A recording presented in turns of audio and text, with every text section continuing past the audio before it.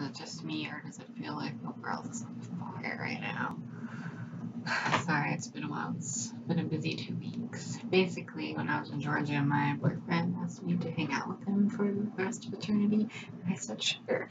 And then I came back to Illinois and found out that my family and I might not be living in this house for that much longer. So, long story short, it's been a really hectic 2 weeks, and my chronic illness does not like being this stressed out. So, it's been hard to get back on YouTube. But I was hoping to make it up to you by doing the mid-year freakout tags. That sounded fun. So, here we go. Because what's better than diving into a different world, fantasy world, when you're stressed out and just getting away from it all? Thank God for books. So before I get started, sorry, I do not own any of these books, so I cannot present them to you in this video. I rent from the library a lot. It saves money, it's easier for me, and also I will probably horribly murder most of these authors' last names. So please forgive me for that, because I don't talk out loud as much as you would think being a YouTuber. So here we go. First question. Best book you've read so far in 2018? That would have to be Grady Hendrix's My Best Friend's Exorcism. It's basically like a horror film in a book form. 1980s, two girls, one of them gets possessed. You know the story. It's Tales of the Time, right? Question 2, best sequel. Doing this, I'm realizing that I don't read books right when they come out, so a lot of these books that I'm talking about have been out for years. So sorry if you thought these would all be books from 2018, but I'm going to do it my way. So the best sequel that I've read this year would have to be The Good, the Bad, and the Undead, which is Hollow's #2, Kim Harrison's Rachel Morgan series.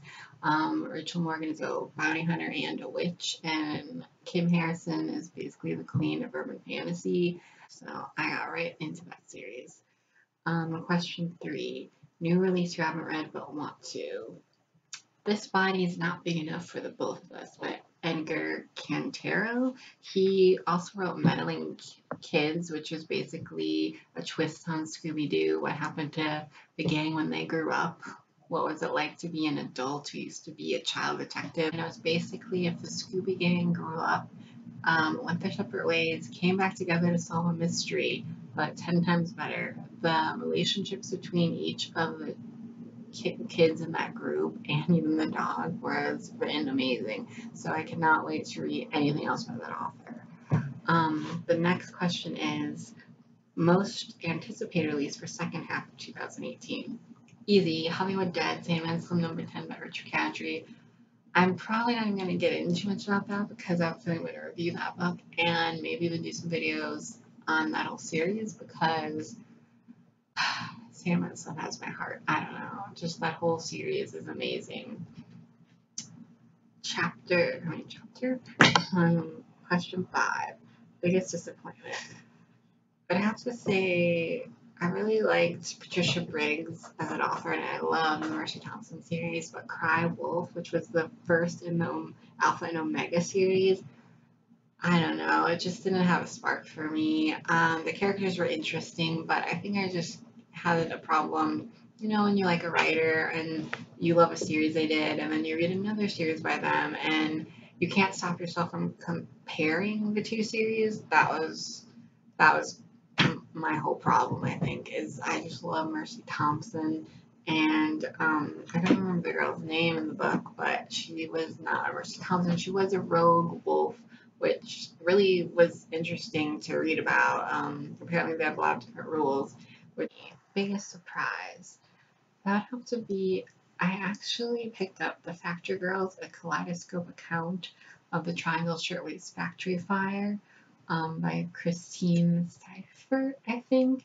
It's basically an account of the factory fire of 1911 that marked a turning point in America's labor movement.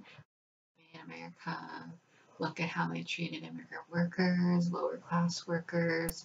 A lot of people started raising their voice and asking for better working environments.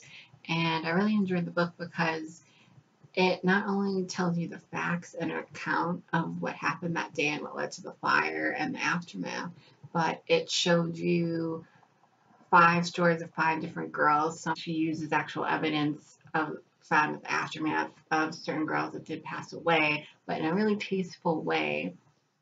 And she, in the very back of the book, tells you how you can be a better American and how there are still companies that don't treat their workers that well, and about places overseas. She talks about fast fashion, which I really approved of. She actually gives you tips and links to help you be a better United States consumer. So I really thought that was interesting. I actually shared that information with my friends. Um, Question 7. Favorite new author to you or new totally? I guess it would have to be Michelle McNamara. I actually had heard of her and watched her on some ID shows. I'm a huge ID buff.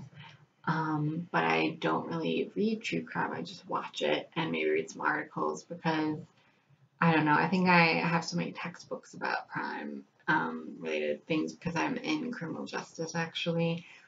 That's my major.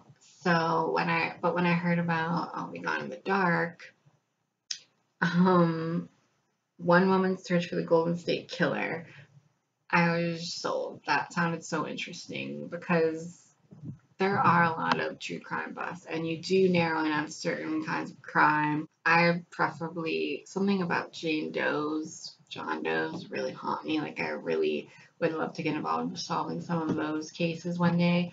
But her book, I read it so fast. It was just so well written. She actually did a really good job of combining the light and the dark. You have all these terrible crimes being committed by this monster, and you getting into the book, I was trying to mentally prepare for that. But she actually adds a twist in a lighthearted way and talks about why she was so connected to the case and why it bothered her so much and she couldn't let it go and how it actually affected her and her marriage and her relationships, and I have to commend her for that. She did a really good job.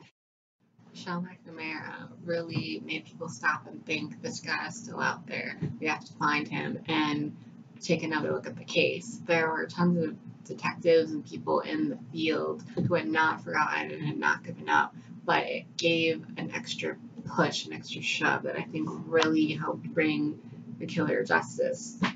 They put this monster behind bars. I don't care how old he is. He needs to face the consequences, and now he is. And I really think Michelle McNamara had a huge. She was a huge part of that. Um, Question 8. Newest fictional squish, aka crush. Okay, I put squish because, as I said earlier, I'm asexual, so I don't really have a lot of crushes. But a squish is basically when you have an intense feeling of appreciation or admiration for someone. Because that's more what I relate to is having squishes. So I guess mine would be Ivy. She's from the Hollow series, which I talked about a little bit before in this video. And she is Rachel Morgan's roommate, a fellow bounty hunter and a vampire, and she has kind of a huge thing for Rachel Morgan. Um, and she is so patient because Rachel Morgan is not interested, and my heart kind of breaks for Ivy, and I just want to like go up and hug her and be like, I think maybe you could even do better, Ivy. You don't need Rachel, but yeah, I just every time she's in the book, it just gets way more interesting. So I'd have to say that she's my latest wish. But my favorite character, which is number 9, is actually Rachel Morgan. She's just pretty awesome. She's really rad. She does what she wants. She lives the life she wants to live. She lives with a vampire, which is a big no-no in this world in the universe comparison has set. And she has a sidekick who is a pixie named Jenks, and she lives with him in his huge pixie family. And she battles demons and monsters. I found really interesting in the Rachel Morgan series is they actually discuss that as a child she suffered from a pretty fatal genetic disease, that allegedly got cured at a camp she attended illegally, and she pieces this together later on. But as someone who has a genetic disease, which won't get cured, I found that really interesting. I really enjoyed thinking about how I too at one point was told that I probably wouldn't make it to adulthood, and here I am, same as this character in Kim Harrison's books, Rachel Morgan. And not only does she live, but she becomes a bad butt witch who always gets her bad guy or woman. So I really enjoyed that aspect of it. And question 10 is a book that made me cry. I don't cry that much. I'm not a big crier. I did read Caitlin Doughtry's book From Here to Eternity, Traveling the World to Find the Good Death, which is basically a look at how other cultures take care of their dead, how they bury them, their traditions and rituals, and also how they perceive death. Is it just some of them? It was really interesting. It was, of course, very sad, but it was also a happy time. They were more about celebrating, which I found really interesting. And I actually ended up talking to someone close to me, and I found out they had a very big fear of death. They asked me not to speak about the book. So I think what Caitlin Doughtry is trying to do is to help people with that fear. If they read this book, it might help bring them peace in a way. And I tried to tell my friend that it didn't really work, but I really appreciate what she's doing there. 11 is a book that made you happy. I actually have this one here. K.J. Charles' The Magpie Lord. It's like a fantasy romance that my sister bought me for Christmas. She loves K.J. Charles. It's actually a same-sex romance, which is really hard to find, or if you do find one, sometimes it's not written the best. K.J. Charles does this for a living. She's written many books I've read. Favorite book to film adaptation of 2018. I actually don't. I looked through my Netflix and Prime and everything trying to figure out what was a film that I watched was based on a book. And it's funny because I have watched a lot of films based on books, but they're not books that I've read but I'm really excited about The Hate You Give. I saw the trailer and I read that book. And that book, when I read it, it was like a fresh breeze or a cold cup of water. It's just a story that needed to be told. And it was wonderfully written. I really highly suggest that. So, favorite review I've written. Probably The Girls in the Pictures, because that was the first one I really sat down for a long time and researched and thought about and edited. I actually went back and cut parts. I was as you can tell, I'm an amateur trying to learn how to get into the swing of things, so I don't have that wow factor yet, so I'm just kind of learning. So I guess that would probably be the one I'd be most proud of as of this moment. Most beautiful book you've bought so far this year. As I said, I don't really buy books, I rent them. Occasionally, if there's an author I really love or I hear their series might be in danger of stopping, I'll go and buy one. But this one was given to me by my sister, and I really do love the cover. Same K.J. Charles, Magpie Lord. So I guess I'd have to go with that. Final question. What books do you still need to read by 2019? I already talked about Hollywood Dead. Definitely read that. I need to finish the Hollow series, or at least get halfway. Those books are a bit longer than I'm used to, so I might just be halfway. I started a Charlie Houston book, Already Dead. That series, so far, it's really good. I'm probably going to review that, actually. And I've had on my bookshelf for a very long time. I got this at a resale shop like 3 years ago. It's a large print version of Maria Semple's Where Did You Go, Bernadette? And I've only heard great things about this, and she's come out with some other books since. It talks about family, mother-daughter relationship, so I'm going to definitely check that out sometime soon. I heard it was a really good summary, so I might be doing that in the next week or two. Thank you for watching my mid-year book freakout tag. Hope you enjoyed my ramblings about the books that I've read this year. I also hope that, unlike me, you are only freaking out about exciting new releases.